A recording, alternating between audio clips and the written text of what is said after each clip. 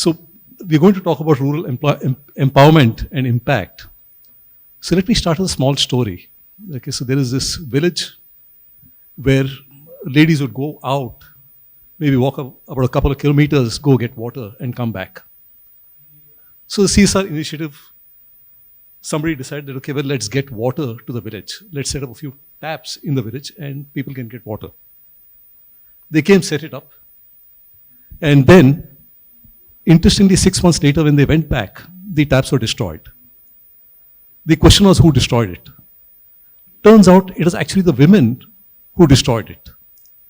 So then the question pretty much comes that, okay, hey, what the heck? We made this to benefit you. Why did you destroy it? It turns out that for the women, the only time that they get to escape from their mother-in-law and family and go with their friends was actually to go and collect water. So when you build the tap, essentially they lost their social experience altogether. Now, from the CSR's perspective, hey, we're empowering these people because you're going to get additional time, you don't have to spend that much energy, and you can do other stuff. But from the perspective of the ladies, this is exactly what I don't want. So in general, okay, when it comes to empowerment and impact in the rural areas, it's very complex. Okay, there are structural barriers, there are social barriers, there are economic barriers, all kinds of things. So now, hopefully the session will be interesting and we shall get to learn a lot and hopefully remove the fog from our lens and learn more about it. So maybe we can start with some round of introductions as to about the organization that you work for and yourself. John, you want to start?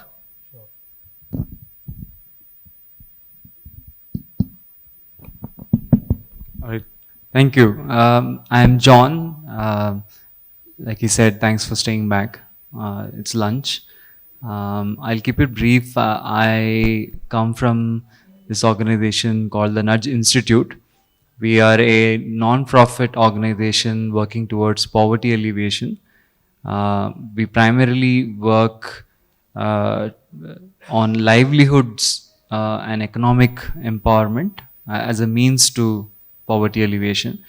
We work in partnership with governments, private sector organizations, and non-profits. We're spread across now 10 states.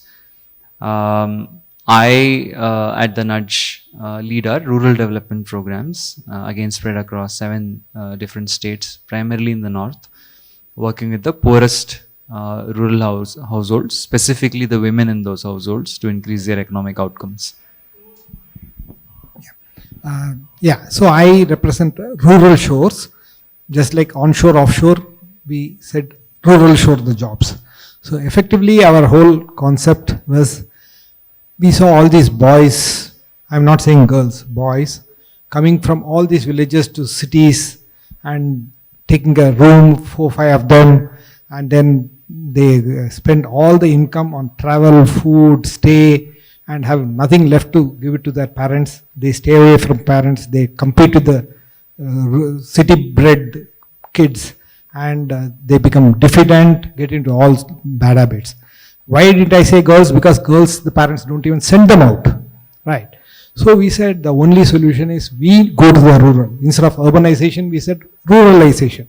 So we go and set up a center in villages, recruit the boys and girls from that area, and train them, skill them, get jobs from our clients, and have these boys and girls deliver those jobs from their villages, each one servicing some 10-20 villages around, and deliver to the clients from there. So instead of delivering from Bombay, Gurgaon, or Bangalore, we deliver from villages. So that is the concept with which rural shores has started. Today, touchwood, we are growing 3,000 plus girls, 3,000 plus girls and boys with us. Right.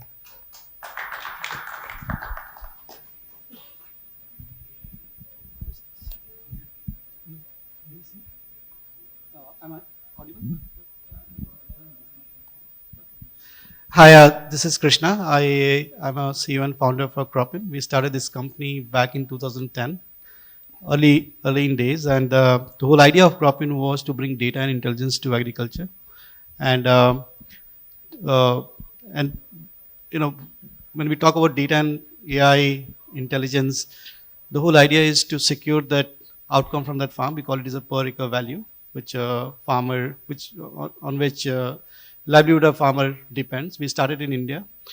Today we have taken this, we built this India for the world. Today we have taken this technology from India to 92 countries now. We manage hundreds of crops, 500 crops and 10,000 varieties of those crops on our platform. Would have been digitized 30 million acres.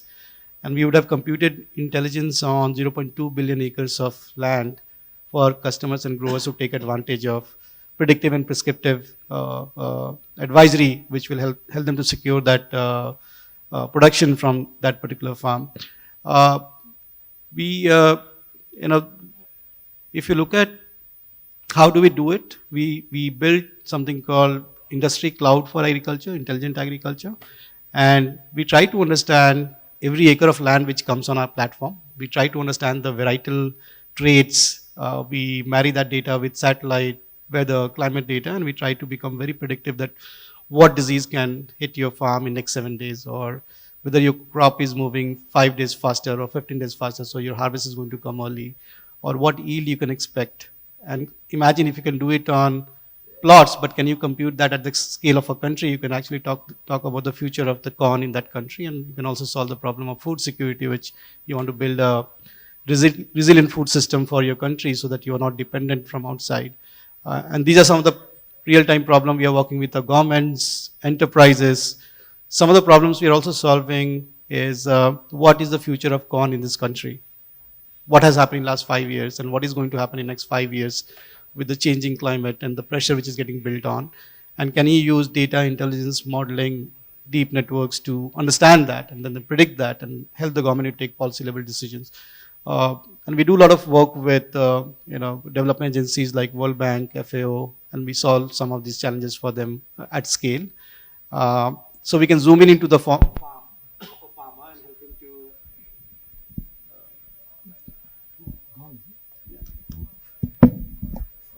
So we can zoom into a farm and we understand that crop and help the farmer to become a better farmer and secure his production and livelihood. And we can zoom out to a country and we can help you to build a resilient food policy for next 5 years, crop by crop, right? So that's what we do in nutshell. We operate from Bangalore. We started this company from Bangalore, but we have offices in Netherlands and US because now we are, not only we are helping the developing countries, but now US, LATAM, Europe are deploying this technology to solve their side of challenges as well.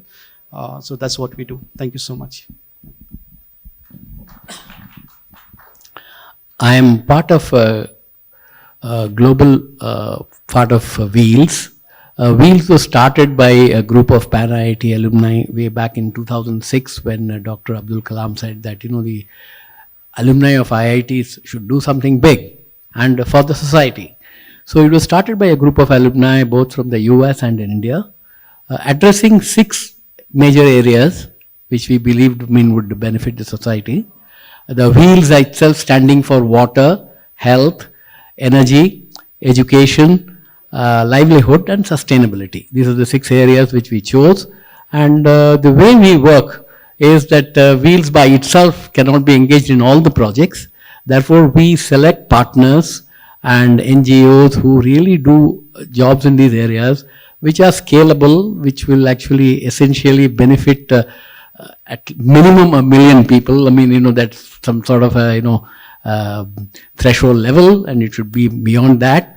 And therefore, in 6 areas, we work with many partners who are all in areas which are related with these 6 areas, but are about to scale. We help them both by we are not a funding agency. Therefore, it's not that the only funding we do funding, but essentially we bring in technology, we bring the network of alumni all over the world, and we create a situation where, we can help these NGOs grow beyond where they are. And essentially, we are concentrated on rural transformation. At least, 80% of the rural transformation, we believe, we should be involved with that.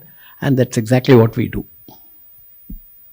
It's a very broad spectrum of expertise in the panel. So hopefully this will be an interesting enough discussion. John, let me start with you.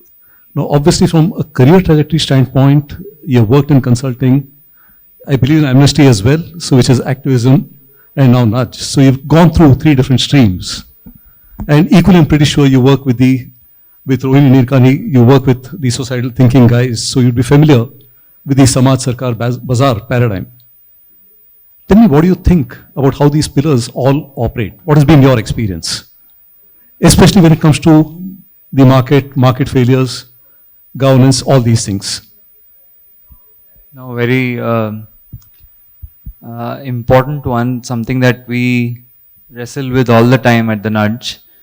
In my own world, if I narrow the problem statement down, in rural development, we work, I mean, we've grown up listening to this articulation of the Indian society as a pyramid, and then there is a fortune at the bottom of the pyramid. When I started working, I said, okay, re-educate yourself. The society is structured as a diamond with an inverted pyramid at the bottom. And then the poor themselves are classified as the poor, extreme poor, and the ultra poor.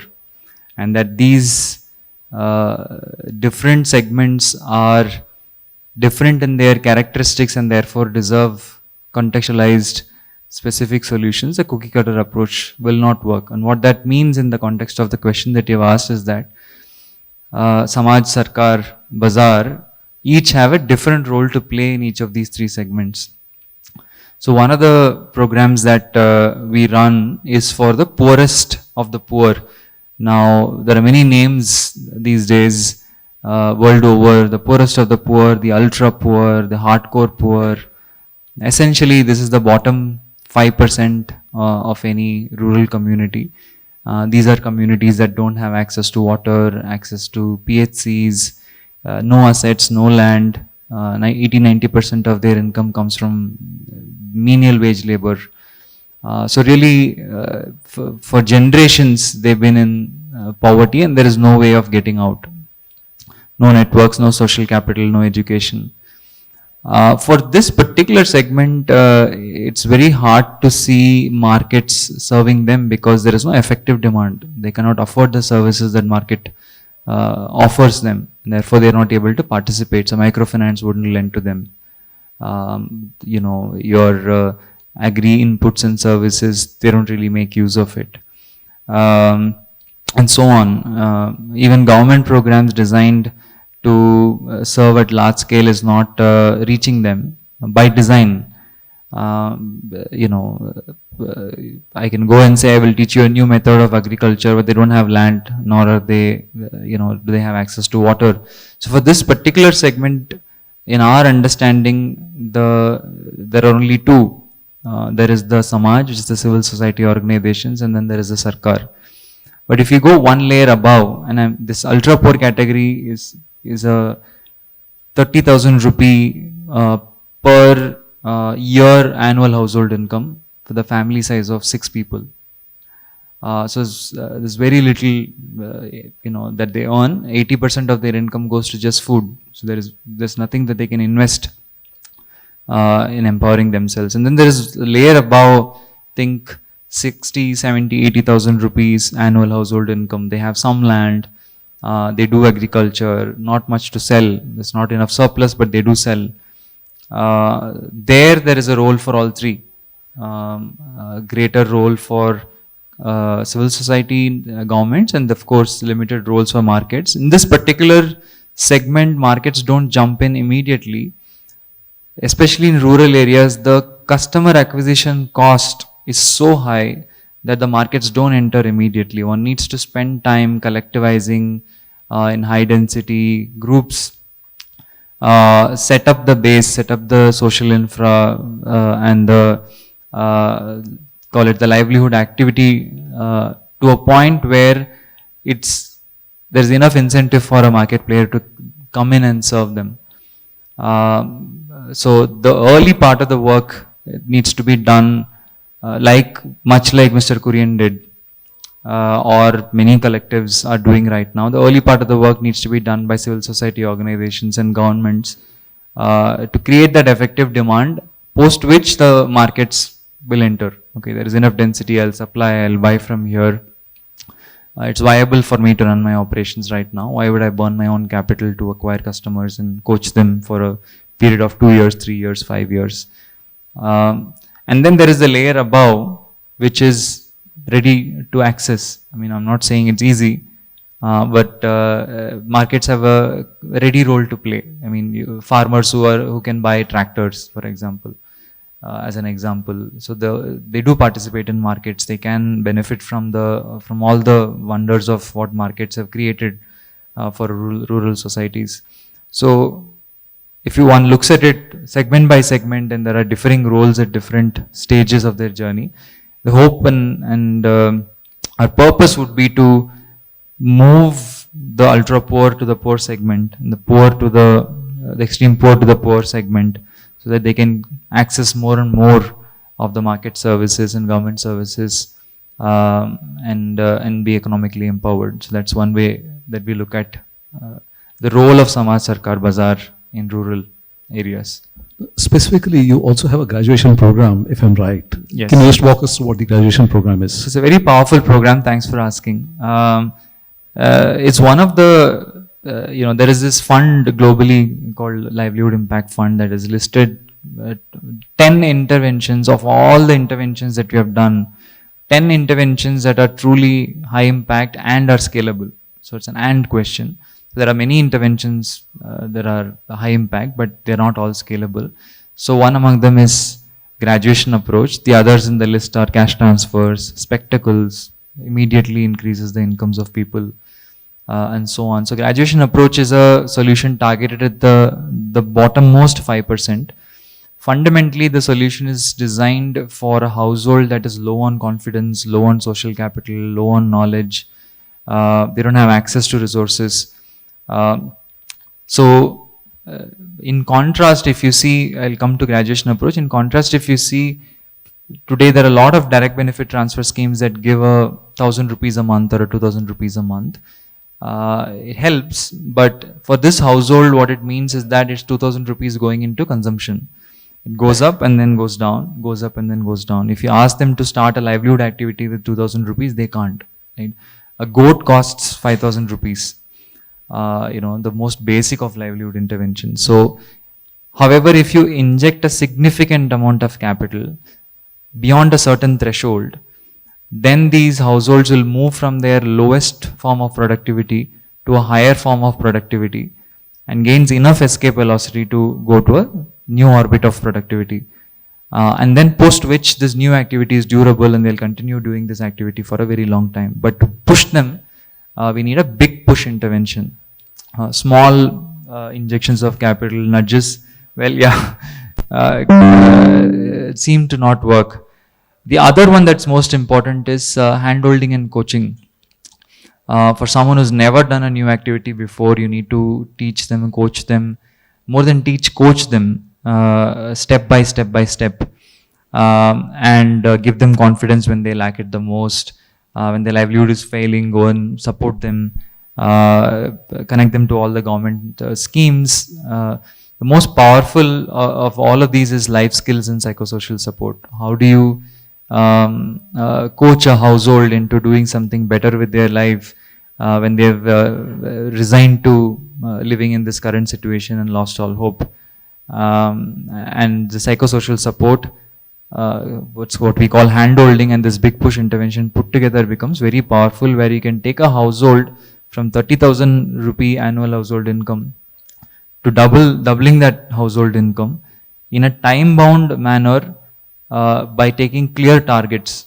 And this is why it's so appealing that you can go to a government and say, you put X amount of money, I will take this household from X to Y, and with 80%, 90% success rate. And this is very appealing for the government, the Sarkar, to think about, because then they can really lift the household's productivity up to a point where they can start accessing other services, and all the government services become useful for them. So very powerful. The evidence has been published many times over. It's been adopted across 14 countries. The Nudge picked up this intervention years ago, started pilots, approached the government and said, this works. You've been trying to target and work with the poorest of the poor. but clearly there is a gap. If you feel there is a gap, do you want to do something about it? The government said yes. And this journey over the last few years have gotten to a point where we went from 1,000 households to now about 200,000 households in a short span of 1.5 years. And we are working across now 7 states, 2 central ministries. Quick adoption shows that the government can move really fast. There is this notion that we've had that it can move slow, but it's an intervention that really takes the ultra poor up a notch in their economic outcomes in a very short span of time. Fantastic. Srinivas, a question for you. So, I remember the first time I visited Bagepalli, there are a lot of women out there.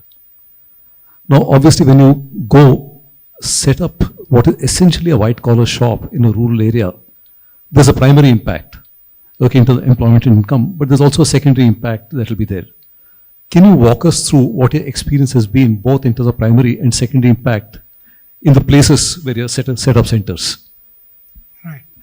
Yeah. So, Bagepalli, as you mentioned, is one of actually the first center we started with, which is from 100 kilometers from Bangalore. Today we have 12 centers, so I'll talk on, each one has got a slightly different profile.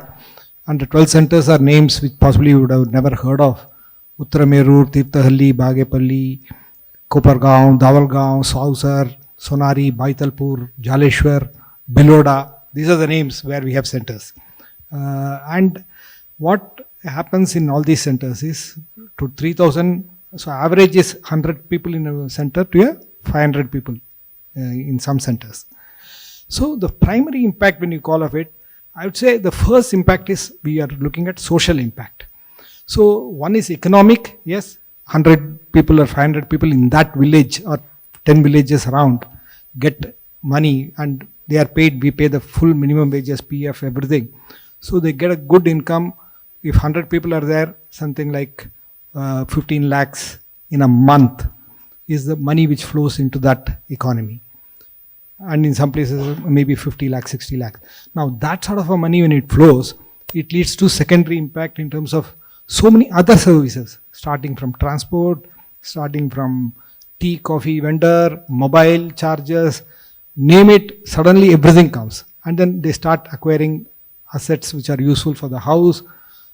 The girls, there is an article written where the girl, one of the New York Times reporter, she came, she said, can I go with the girl to the village? We said yes, and she went and found, when the girl walks with the tag, because we give the tag for biometric entry, she carries it to the home, to the village, and all the other kids, they come and look at her as if she is a role model. And people come to her house. She became a star in that small village. And the parents told her, now we'll also send our girls to study because we know they can get a job nearby. That's what I would say is the real impact. Economically, of course, a lot of things, some of the centers like Davalgaon, what it was 10 years back and now, you see a whole lot of development there, just like that. All because of one center. And normally in all these places where we are the largest employer. So fantastic. That makes a big difference. Yes. So, Krishna Kumar, question for you. Obviously, your journey is extraordinary. I can't think of any agri startup that has scaled to this extent in such a short span. Now, question for you. Obviously, you deal with a lot of diversity, so many countries, so many different types of products, so many different types of farms. Can you walk us through the challenges of diversity that you encounter? And how really do you, and the problem set itself, and how really do you go about solving it? Yeah. So, people ask me, how do you started the AgTech, right? Do you have a background in agriculture? And I always say that my grandfather was a farmer, but I don't know agriculture, right? I grew up in cities. I never knew why they migrated to cities. My father came to cities and I got education, become an engineer, and then I was working with GE. And I tell people that it was more of a EQ decision than the IQ decision I took that point in time. I didn't understood the complexity in agriculture. I thought I'm one of the best guys. I'm an engineer, I'm growing fast in GE. how do I use my knowledge to do something meaningful and has a larger impact on the planet? I started looking at multiple sectors and education, healthcare. But I thought, there are a lot of many people and talented people are solving for those problem statement. At the same time, there was news in the country that farmers are there are suicides because of the debt trap uh, and because of the crop losses. And there was a World Bank report I was reading, and I thought, a shame on us that we are sitting in Bangalore and somebody has to throw his crop in Chikbalapur because nobody is picking that tomato because the price has crashed to 30 paise per kg and the cost of production is much higher than that. I don't know whether there is a political reason behind that or there is an actual reason, but it intrigued me that we are sitting in a Silicon Valley. I never bought tomato less than 10 rupees in Bangalore or 8 rupees, right? This is very rarely we get that, why somebody is not able to pay. And I said, this is a problem. I felt that, that time, 10, 13 years back, I should jump and I should go and solve these problems. I will solve all the problem by building a platform. But I realized it's a very, very complex industry. It's a very scientific industry. I mean, a lot of people think that what technology had to do with something as basic as agriculture. But let me tell you, there's a lot of science goes behind it. I coming from background from GE where we use a lot of data, Six Sigma, Lean Six Sigma to improve process or make a farm, a factory productive. But if you look at every farm is a factory, right? It's producing something and there is a science behind that. And the question you asked me, the complexity and diversity. Diversity, yes. Right? Every crop is very different and react very differently when it changes, climatic conditions, soil, country, right? So the way the potato grows in Maharashtra, Punjab, UP, and the varieties, the way they react to the environment is different. But you take that potato, if you go and look at potato in US, Canada, Africa, they will have a very different behavior or the practices are very, very different. The cultivars are very, very different. Very early we realized we chose to work with the large enterprises, by design because we wanted to play the tech role. And we got a lot of learning that, every time they're asking us to customize when we are going to from one crop to another crop or one country to another country because we have to adapt the localization. And we said very quickly next 6 to 8 months that we have to be crop agnostic, location agnostic. That means you need to build a layer of a knowledge graph at the bottom when you are interacting with different crops. And that knowledge graph should help you to, take this technology to any country on any crop, right? Today that is missing. When I started this journey, and I'm talking about the top-notch companies in this industry, they were on pen and paper, they were on calls, they used to go to, one of the guys told us that, whole day my agronomist works in the field, then they go to a cyber cafe in the evening, they prepare Excel sheets, send it to headquarters, and that is happening across all the area where they're working. Somebody collates that, builds some forecast of production that is 30 to 40% off than actually what they will get at the end of this in the season. That was a state. Now imagine every season we are losing that knowledge because then we move to the next season, then the agronomists move to the other company, and some data is sitting in some silos. So how do you build this knowledge graph? The first challenge we had was to build the ontology of agriculture, that what data is important, how do you structure that, how do you keep it ready to mine it tomorrow or build intelligence on top of it. And we didn't have any parallel to go and see and say, okay, there is something existing and I need to replicate or make it better. We have to do from 0 to 1 transition, right? So while we were working with this industry, we were building our own hypothesis that what it means, data and intelligence in agriculture. When we discussed in Jharkhand, there was 2,000 varieties of 14,000 variety of rice, and we are now growing only 10, right? Yeah. How do you build? That's called the knowledge graph. Do you have that knowledge graph, 1400 varieties, how they react? And if somebody grows that variety, does your model understand that variety or contextualize to that variety, right? I and you may go to Himachal, I can catch cold, you may not, because my tolerance is very different. So same, you can't have a model, I'll let him make it very simple. If I'm growing 2 different varieties of potato in MP or Jharkhand, I can't run the same model. But then I can't build models for 2000 varieties. What is a framework? How do you build those deep learning, transfer learning capability so that if you have to deploy that in 2000 varieties, can you do that in 2 weeks? Is there a framework to scale? Right? Today we have deployed this. We work in 92 countries, 500 crops, 10,000 varieties. And can I deploy that in 2 weeks, all this intelligence which we are talking about, right? And that's the scale. You can run a POC on some varieties and it will work, but take that model to the next neighboring state, it will fail. Because it has not been contextualized, not seen those scenarios. So those are the things we built for the scale, and we were lucky that our customers were working in multiple countries. So they very quickly took us to Africa, to Southeast Asia, somewhere in Europe, somewhere in LATAM. Today, we are sitting on the world's largest data sets. I don't think any government, any enterprise, or any startup will have such a diverse data sets from different part of the world.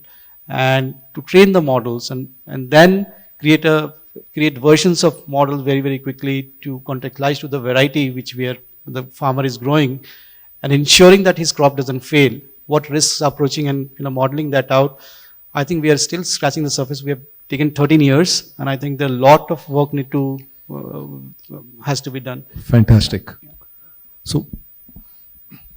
So Mani, in your own world, okay, obviously your trajectory has been pretty interesting with a huge amount of manufacturing early on and now wheels.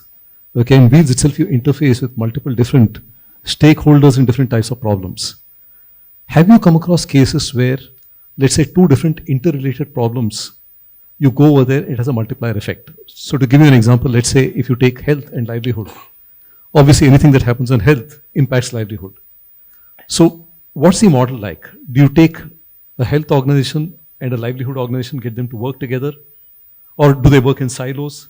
What has been your experience?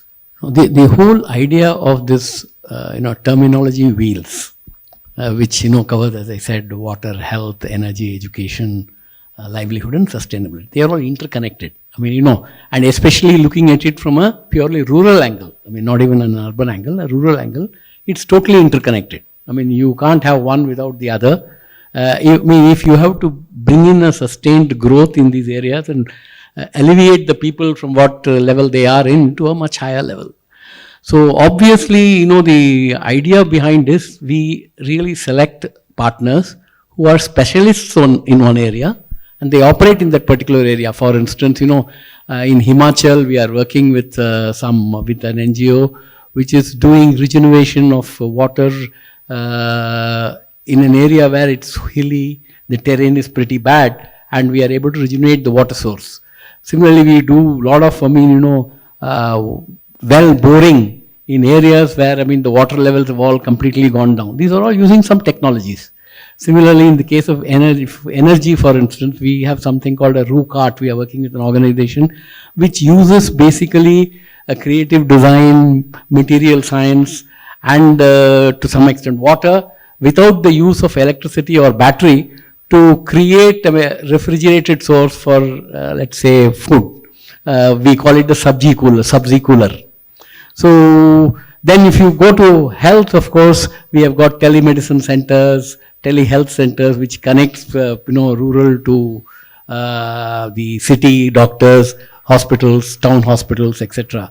We do similarly, we have got dispensers in a lot of villages where we are actually benefiting something like 46 million women for sanitary pads. If you take, and then for children in the livelihood area, we are doing a smart village in a place called Araveli, where, it encompasses practically all these areas, all the areas that we talked about. Then we do eco schools where we are educating children from the age of, from class 6 to 10 on eco-education, climate change, fauna, natural birds, etc., to bring them, to know what is the effect of the climate change and etc. that will happen to society as such, and we bring them on, more or less, we set up what is known as a green center, and around that schools, and then we have a lab there, and the children go there. And so this is going to mean, we are doing a pilot in Siruseri in Chennai, but we are going to take it across to at least 1 million children. Fantastic. Now, so when you take all this, they are all interconnected. And now each of these different NGOs, while they are handling all that, and I have to say, even 4 shows with Mr. Srinivasan said, we have tied up with CII, which brings us to a lot of industries and organizations and job areas. And in fact, for rural shows is a partner to Wheels. So we are all interconnected. Therefore, all of them are totally interconnected, and therefore, the whole ecosystem is part of the our initiative. Perfect. Kirti, how much time do we have?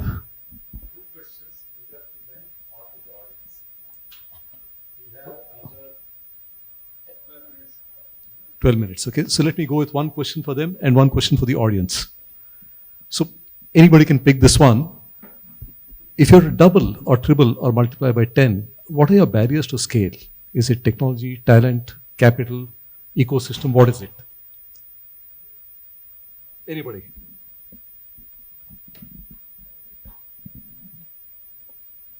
Krishna wants to answer. No. Because for him it is really relevant.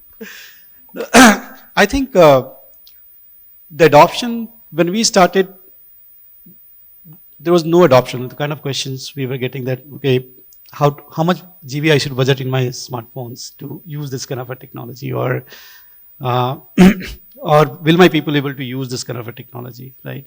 I think there are a couple of answers to this.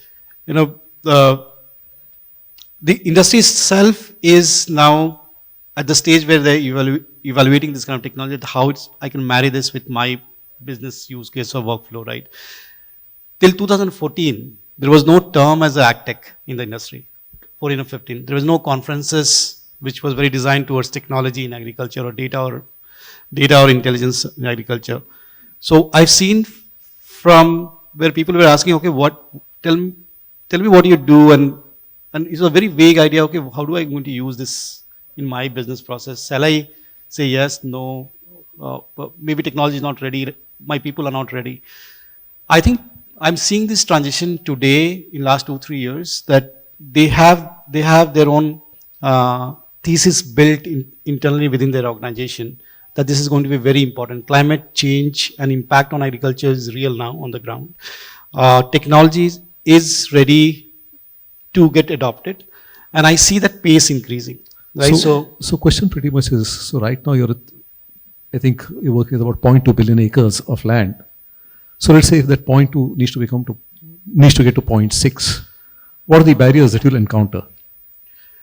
I see agriculture in this industry is a slow adopter, right? Mm-hmm.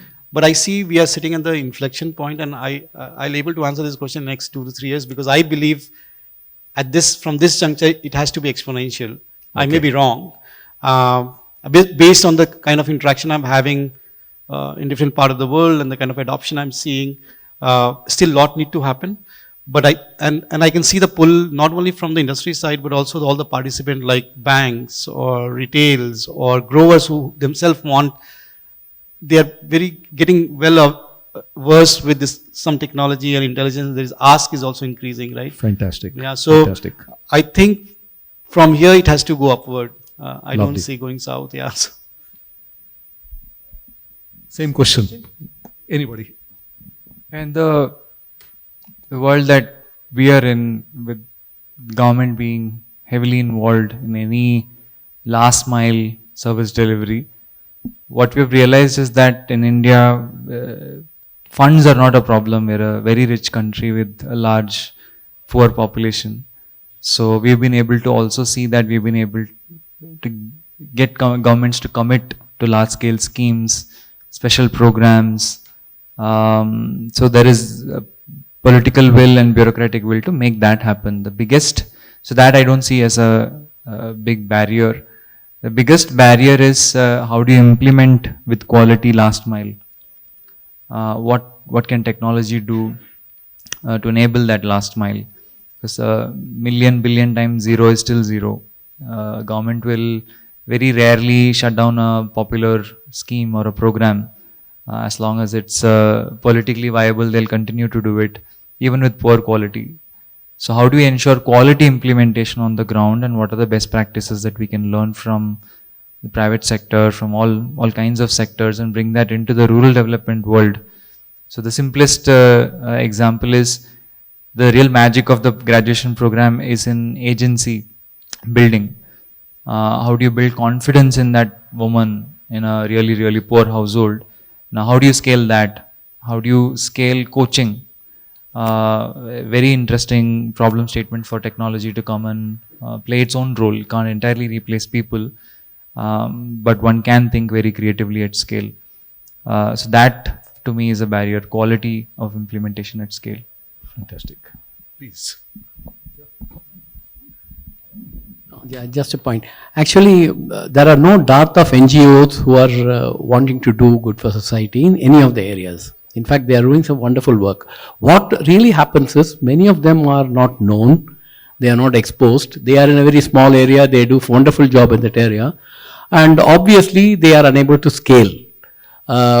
One of the main purpose of Wheels is to actually identify those people and then scale them. And I think we provide a platform for them to scale. I mean, and if they are, really, interested and want to work, we are there to provide the technology, part of funding, part of, networking, part of a very large market for, their social enterprises, etc.